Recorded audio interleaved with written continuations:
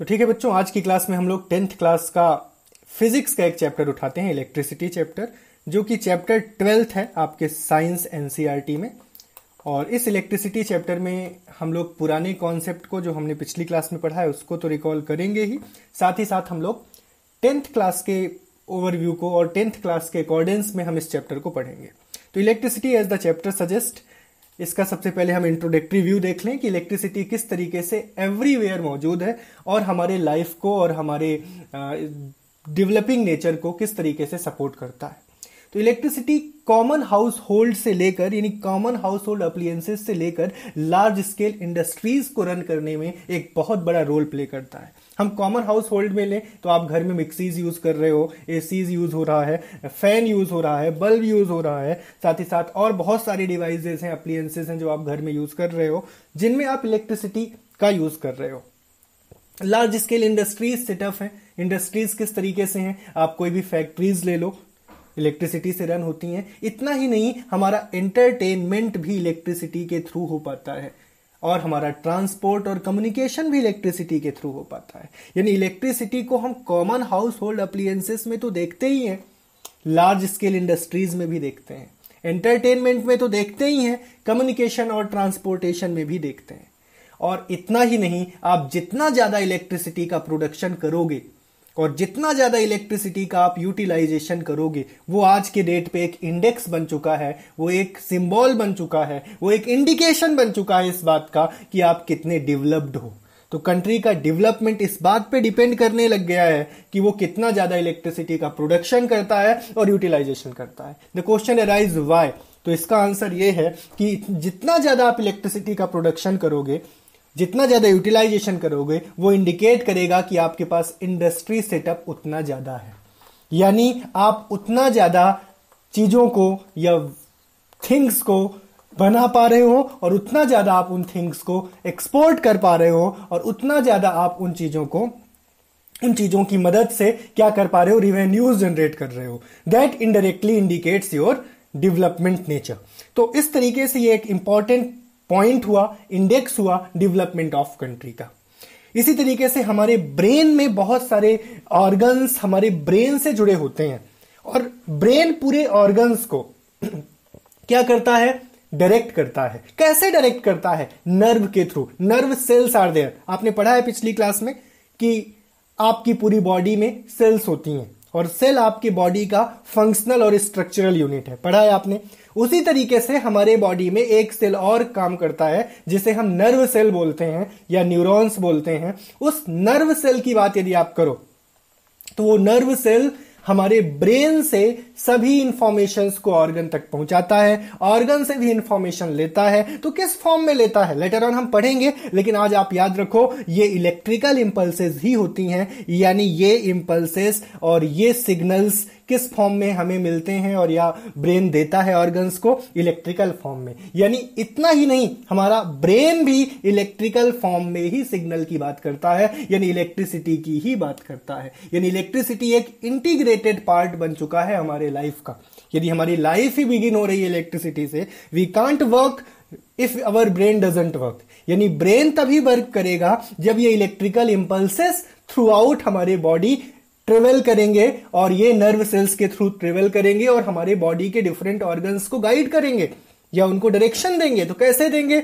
Brain के through देंगे। आप अभी पढ़ रहे हो, मैं यहां पे आपको डायरेक्शंस दे रहा हूं, मेरा बॉडी मूवमेंट है, आप बॉडी का मूवमेंट कर रहे हो, ब्रेन आपका चीजों को रिसीव कर रहा है। तो कैसे रिसीव कर रहा है और कैसे इंटीग्रेट कर रहा है? Obviously through electrical impulses. तो these play very important role. और इतना ही नहीं, जो फोर्स है, जिस फोर्स के कारण एटम्स मोलेक्यूल्स से जुड़े हुए हैं या फिर सॉलिड में ये एटम्स बन के या जुड़ के पूरा सॉलिड का स्ट्रक्चर दे रहे हैं, इन सब के बीच में भी जो फोर्स लग रहा है वो एक इलेक्ट्रिकल नेचर का फोर्स है। तो एटम्स, सपोज ये दो एटम्स हैं और इन एटम्स को जोड़ने का काम किया गया है, मे भी ये पास हो, तो इनको जोड़ने का काम जो किया गया है वो भी एक फोर्स के थ्रू किया गया है, जिस फोर्स को हम इलेक्ट्रिकल नेचर का बोलते हैं। तो this is a brief introduction of electricity. Electricity broad है और इलेक्ट्रिसिटी एवरी एस्पेक्ट को टच करता है। यानी आप बिना इलेक्ट्रिसिटी एक इमेजिनेशन भी नहीं कर सकते लाइफ फॉर्म का। ठीक है, जब इलेक्ट्रिसिटी, वो इलेक्ट्रिसिटी जिसे हम खुद से जनरेट करते हैं वो नहीं थी, तब भी इलेक्ट्रिसिटी इंपल्सेस के फॉर्म में और कई फॉर्म में मौजूद थी।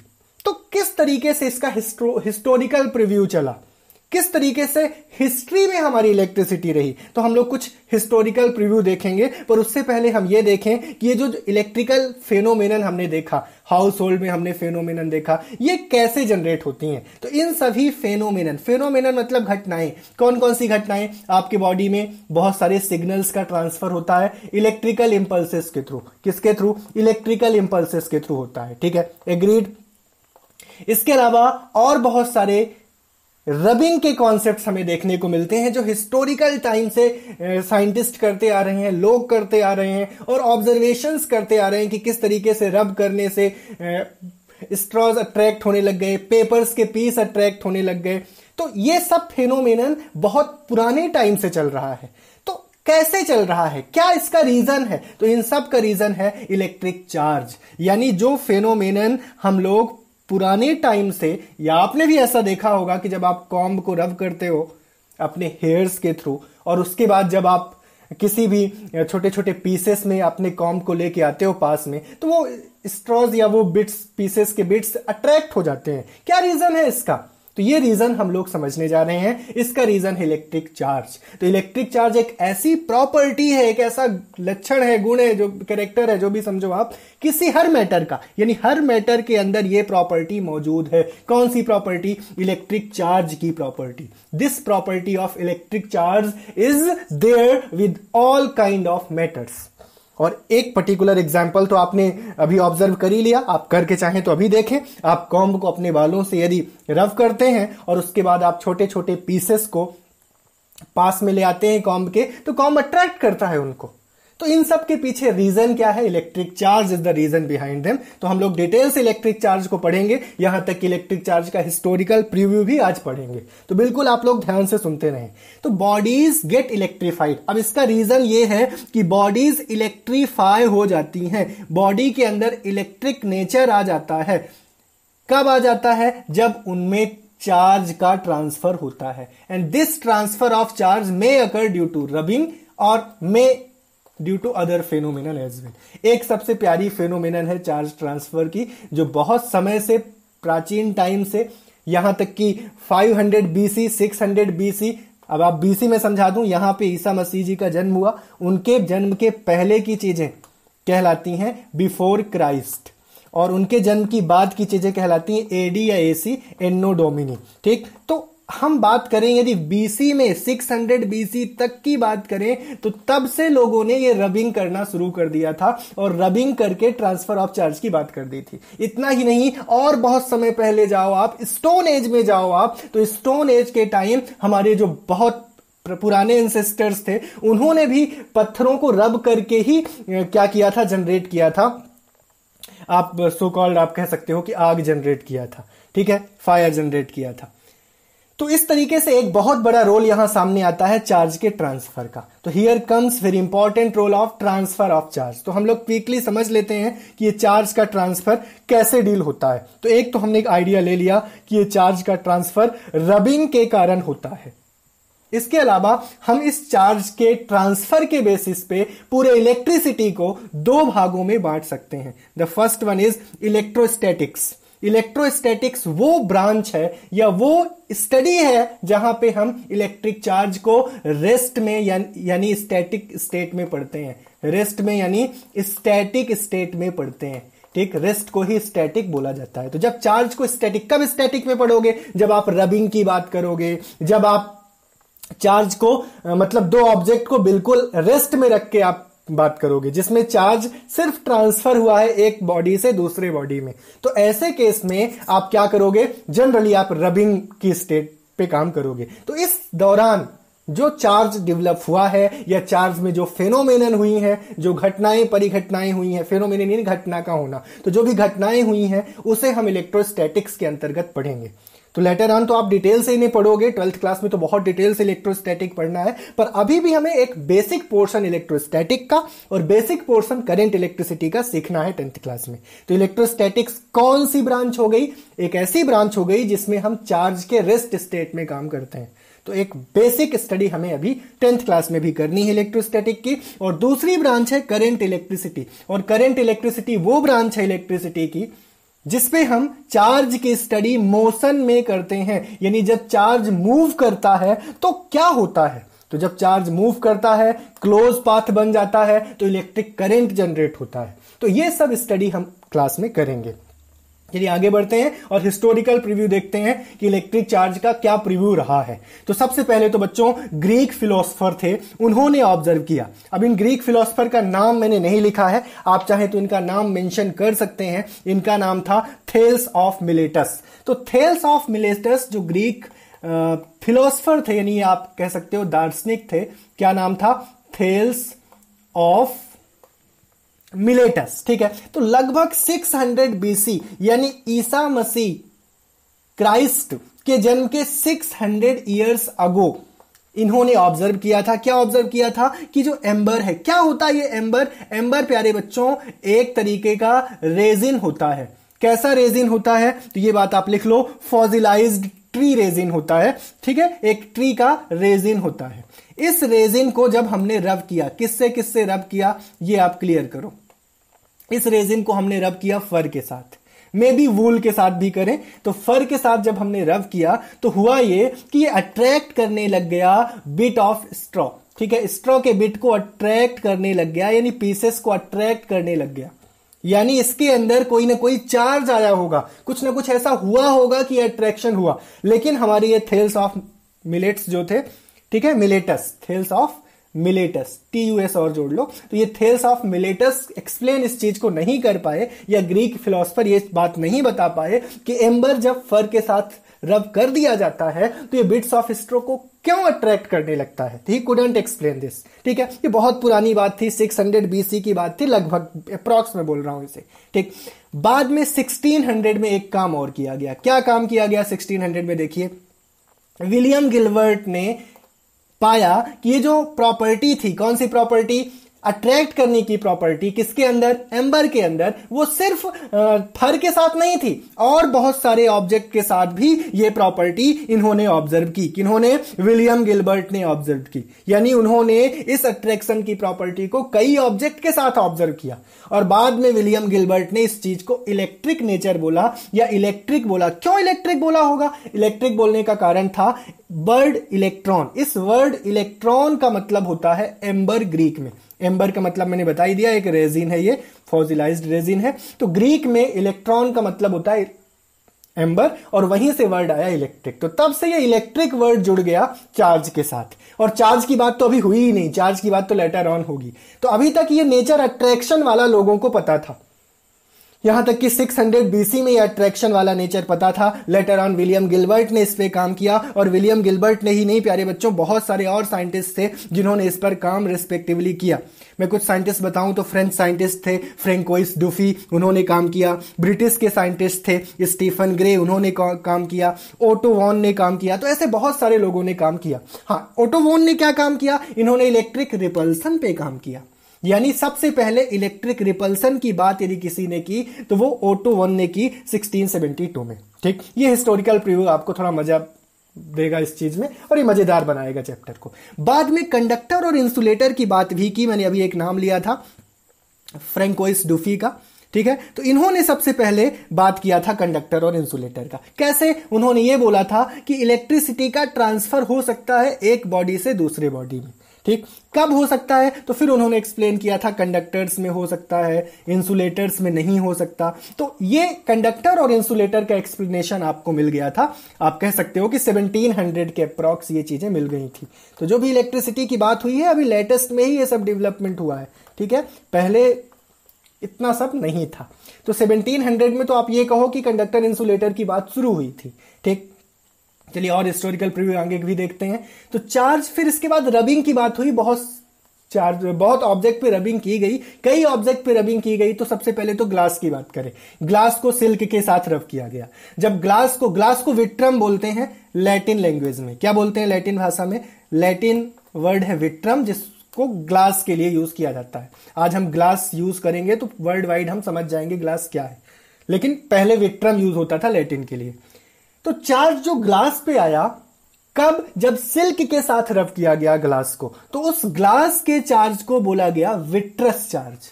ठीक है, क्या बोला गया? Vitreous charge. सिमिलरली जब हमने एम्बर को रब किया, अंबर बोलो या एम्बर बोलो, तो इस एम्बर को रब किया फर के साथ। तो एम्बर को जब फर के साथ रब किया तो एम्बर के अंदर जो चार्ज आया उसको रेजिनस बोला गया।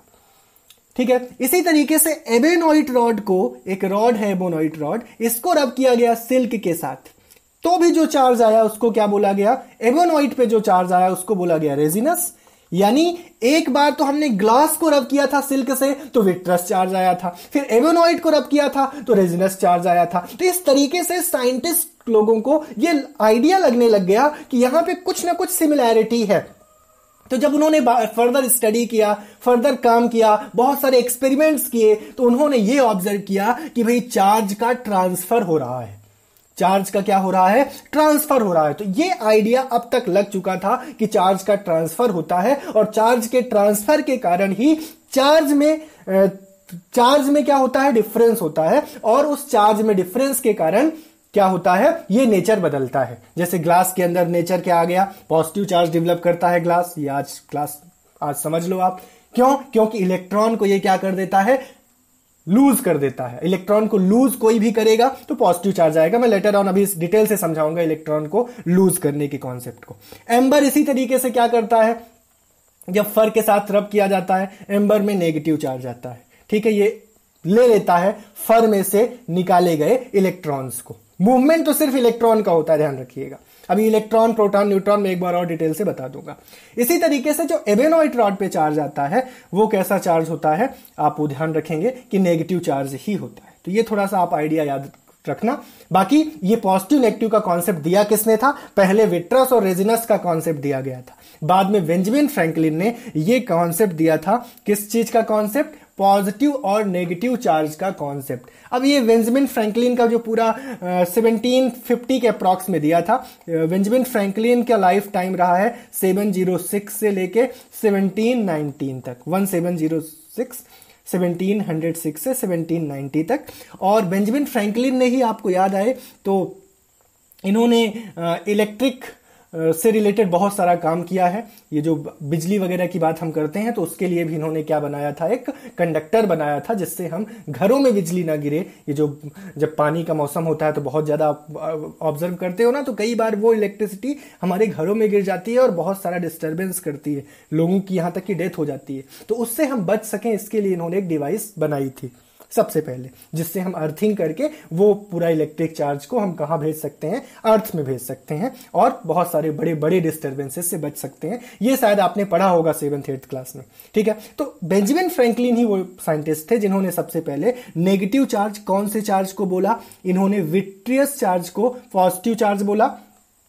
ठीक है, विट्रस चार्ज को क्या बोला? बताएं? पॉजिटिव चार्ज बोला। और दूसरा जो चार्ज डेवलप हुआ उसे इन्होंने नेगेटिव चार्ज बोला। तो रेजिनस चार्ज कौन सा चार्ज है? रेजिनस चार्ज नेगेटिव चार्ज है।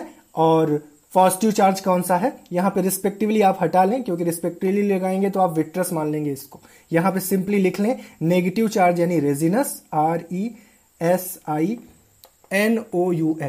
रेजिनस चार्ज कौन सा था? नेगेटिव। और पॉजिटिव चार्ज कौन सा था?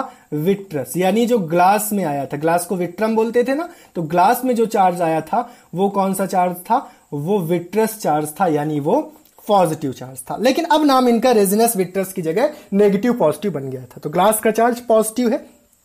रीजन इसका क्या है?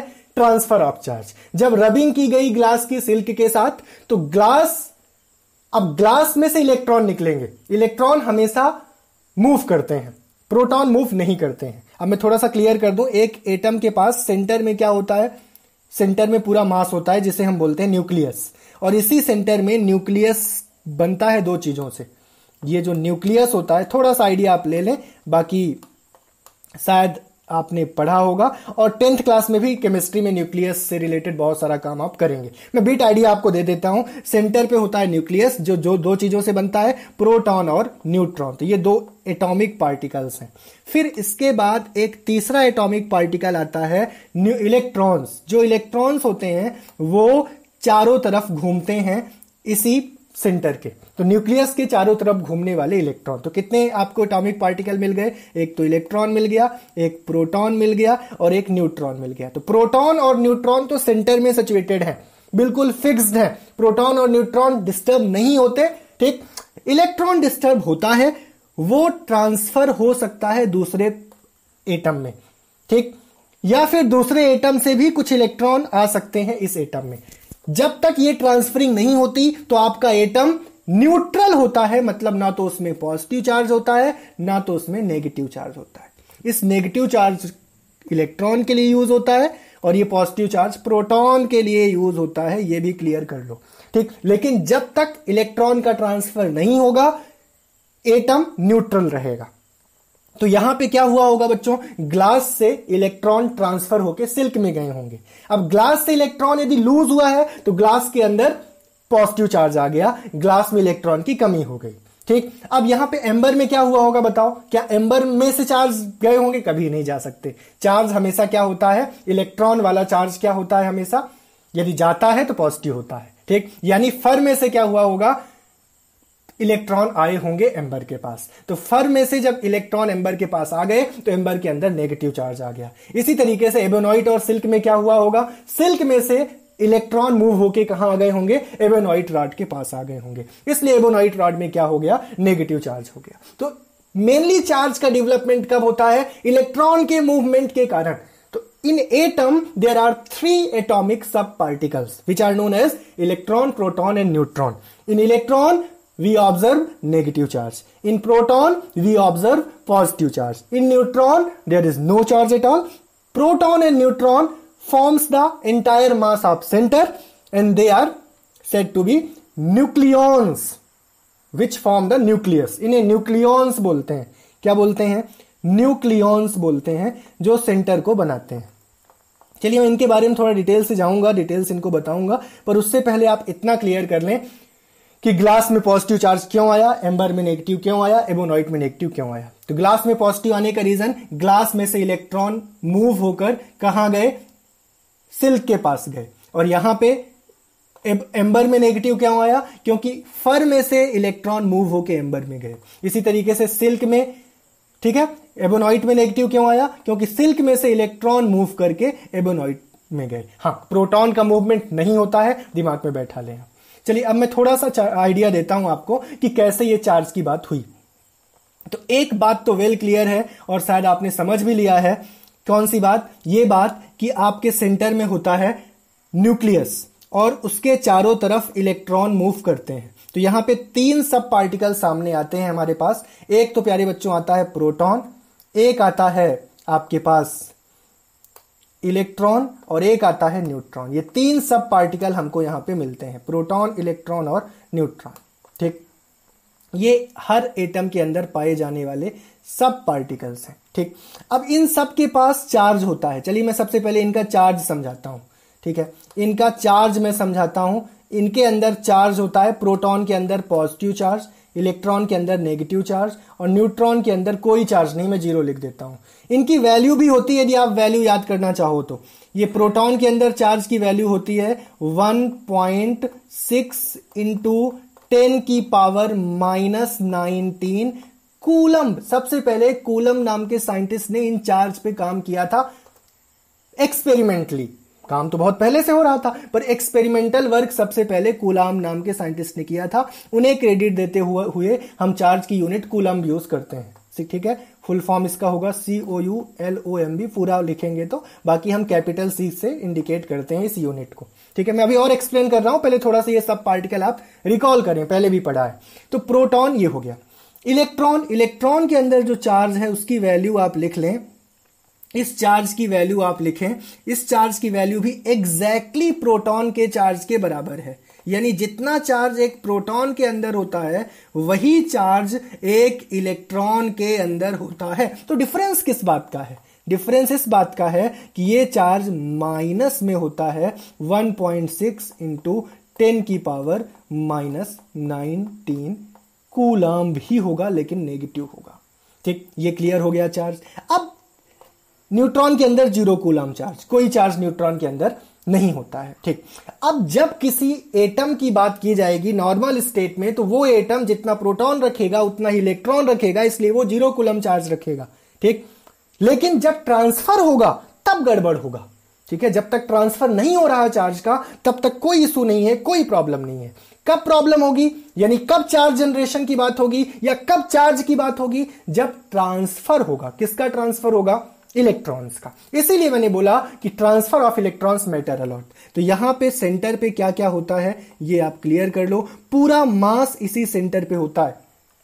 कितना, जितना भी मास ऑब्जेक्ट के पास है, एटम के पास है, वो सेंटर पे कंसंट्रेटेड माना जाता है। और इस सेंटर को बोलते हैं न्यूक्लियस। क्या बोलते हैं इस सेंटर को? न्यूक्लियस। और इस न्यूक्लियस के अंदर जो दो पार्टिकल मौजूद हैं, उन दोनों पार्टिकल को बोला जाता है न्यूक्लियॉन्स।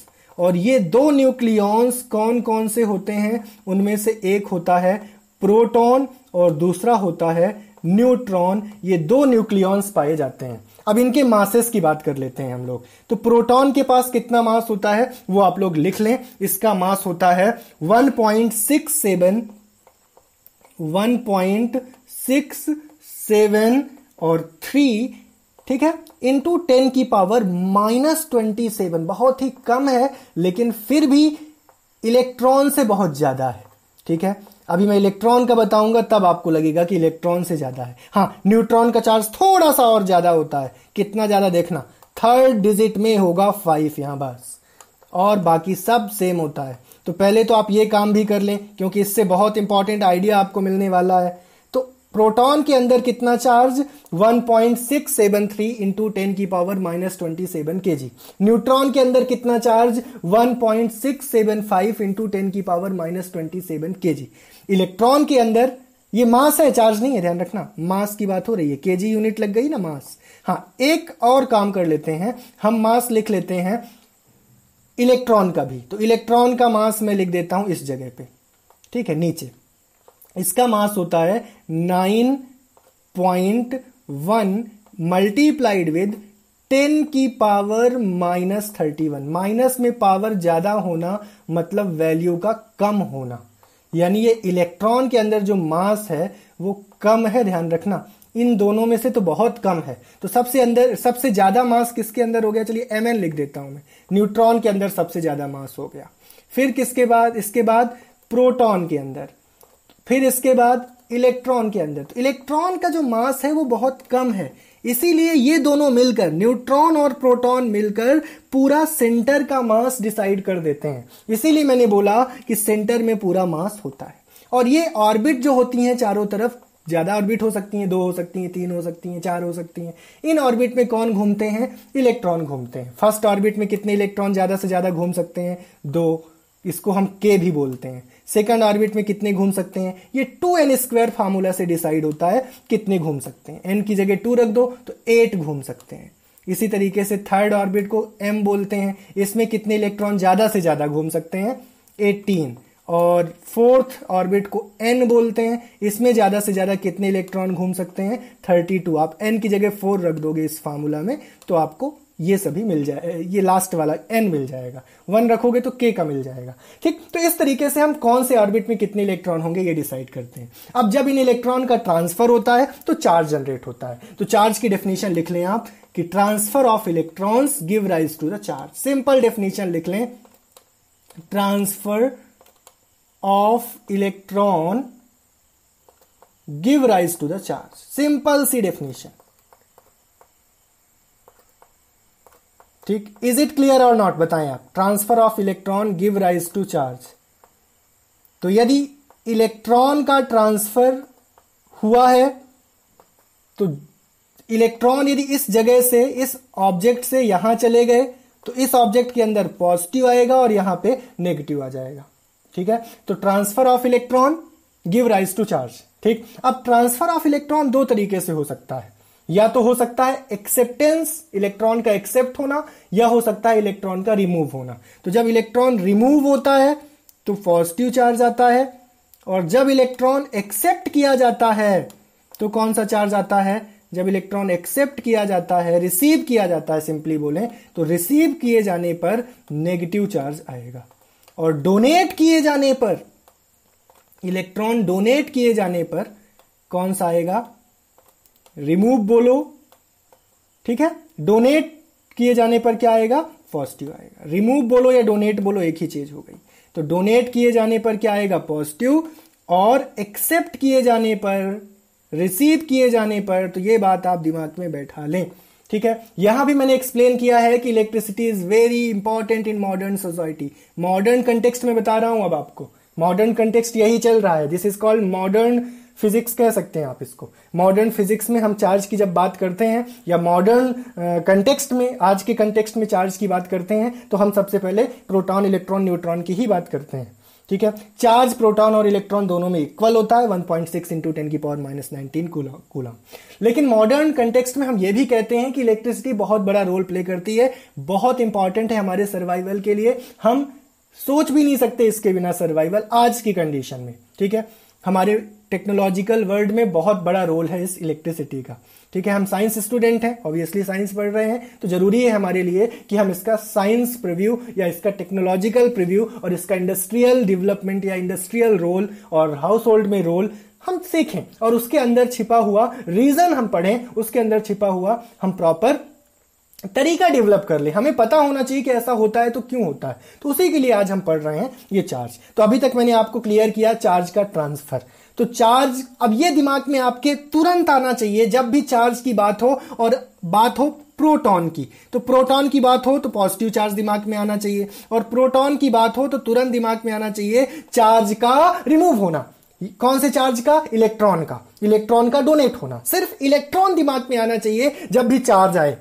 चार्ज यानी इलेक्ट्रॉन, पॉजिटिव चार्ज इलेक्ट्रॉन का डोनेट, इलेक्ट्रॉन का रिमूव, नेगेटिव चार्ज इलेक्ट्रॉन का एक्सेप्टेंस या इलेक्ट्रॉन का रिसीव। बस इतना मैं चाहूंगा आप चार्ज के बारे में याद रखो, ठीक है। तो वैसे तो डेफिनेशन मैंने लिखा है कि it is very small particles present in atom, it can be either negative और पॉजिटिव, लेकिन मैं चाहूंगा आप चार्ज की डेफिनेशन ये याद रखें, transfer of electron give rise to charge when there occur donation of electron, then the charge gained is positive, and when there occur acceptance of electron, the charge occurred is, or charge developed is negative charge। ये पूरी आप बात लिख दें। Coulomb इसकी SI unit है जिसको capital C से हम डिनोट करते हैं, और आपको जब भी चार्ज की बात करनी है कैपिटल C की ही बात करनी है। तो आज चार्ज की डेफिनेशन क्लियर हुई। क्या है चार्ज की definition? It is simply the transfer of electron, ठीक है, from one atom to another atom.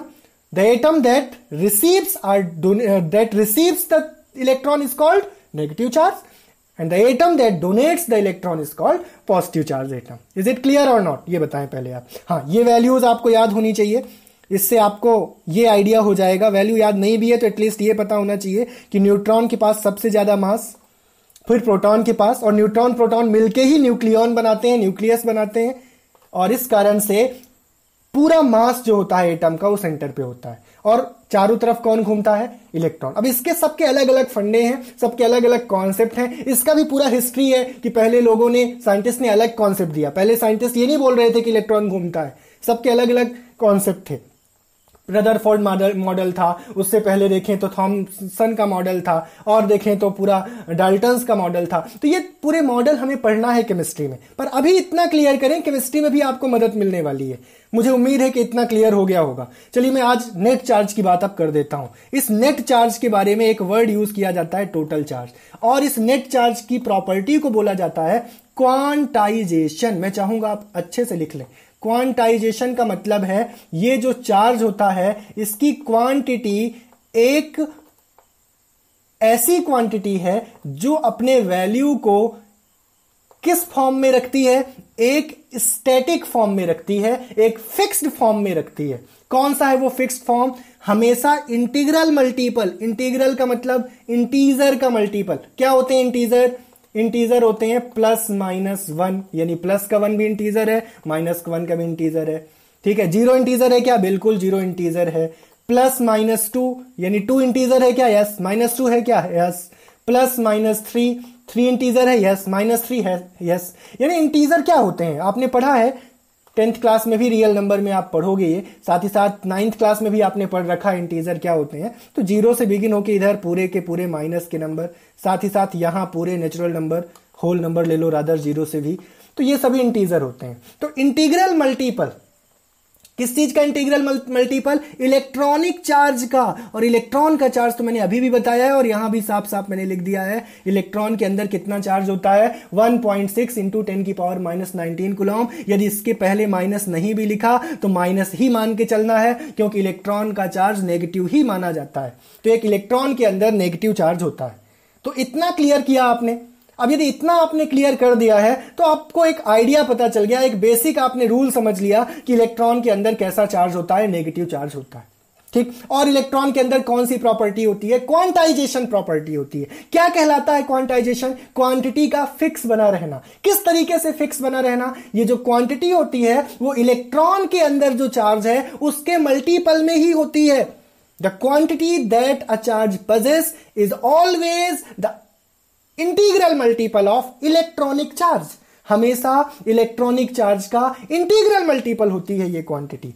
किस चार्ज का? इलेक्ट्रॉनिक चार्ज का। कैसा? Integral multiple. तो इलेक्ट्रॉनिक चार्ज का इंटीग्रल मल्टीपल ये क्वांटिटी होती है। ये बात हमने क्लियर किया।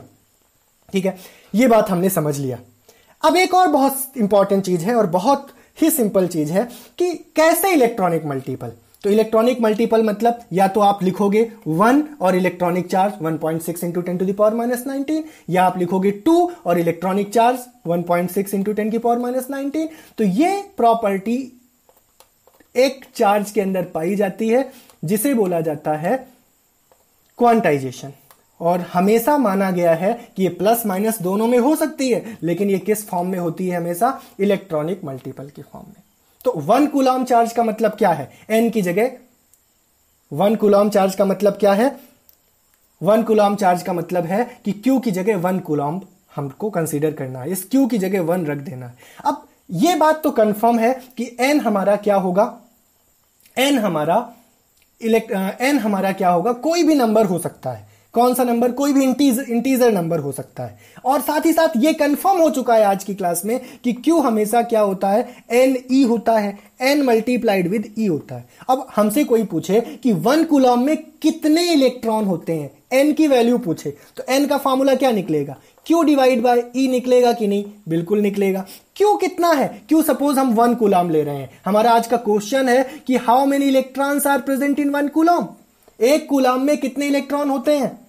यदि हमारा क्वेश्चन है कि एक कूलम में कितने इलेक्ट्रॉन होते हैं, तो सिंपल हम कह सकते हैं, सिंपल हम बोल सकते हैं, क्योंकि चार्ज क्वांटाइज्ड है, क्वांटाइजेशन है इसके अंदर, यानी चार्ज हमेशा इंटीग्रल मल्टीपल में होगा। और यदि चार्ज इंटीग्रल मल्टीपल में होगा तो n की वैल्यू Q बाई E होना चाहिए, जहां पे Q हमने 1 कूलम लिया है और E हमारा फिक्स है 1.6 इंटू 10⁻⁻19।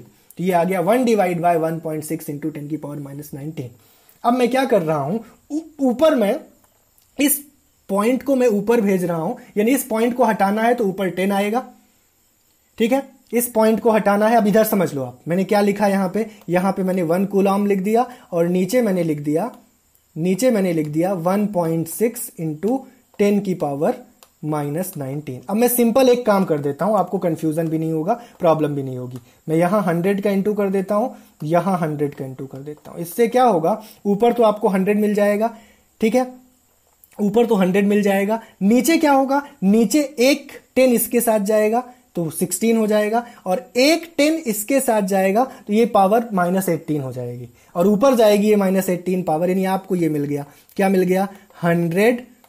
ध्यान से देखना, 100 डिवाइड बाय ये 16 हो गया, क्योंकि एक 10 का इंटू इसके साथ और एक 10 का इंटू मैंने कर दिया पावर -19 के साथ, तो ये -18 हो जाएगी। अब इस पावर को ऊपर ले जाएंगे तो आपका ये स्टेप जो आपको दिख रहा है यहां पे 100 बाय 16 इंटू 10⁻18 हो जाएगा।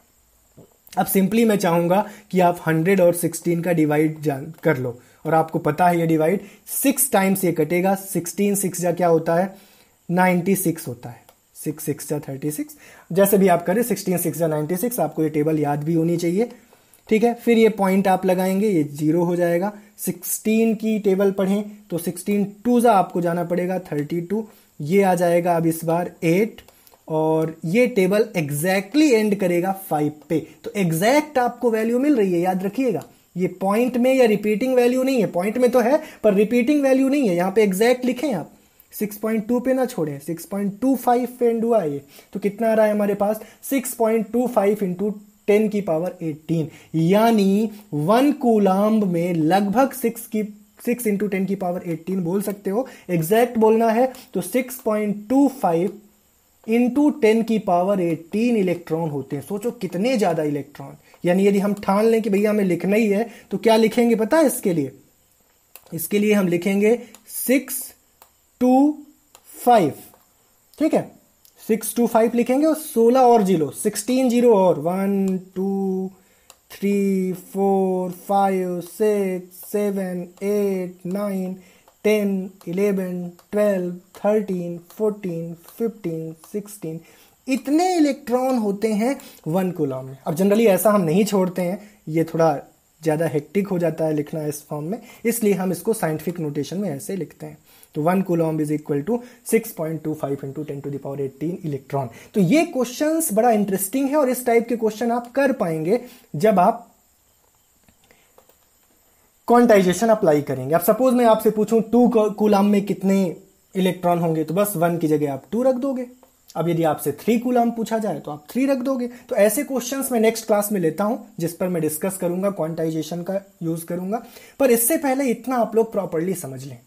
तो नेक्स्ट क्लास में मैं आपको एक्सप्लेन करता हूं इलेक्ट्रिसिटी के बेसिक कॉन्सेप्ट्स को मैंने आज समझा दिया है, और इलेक्ट्रिसिटी के क्वांटाइजेशन पर बेस्ड, चार्ज के ट्रांसफर पर बेस्ड जो बेसिक क्वेश्चंस बनने वाले हैं उनको मैं लेता हूं। ठीक है, थैंक यू।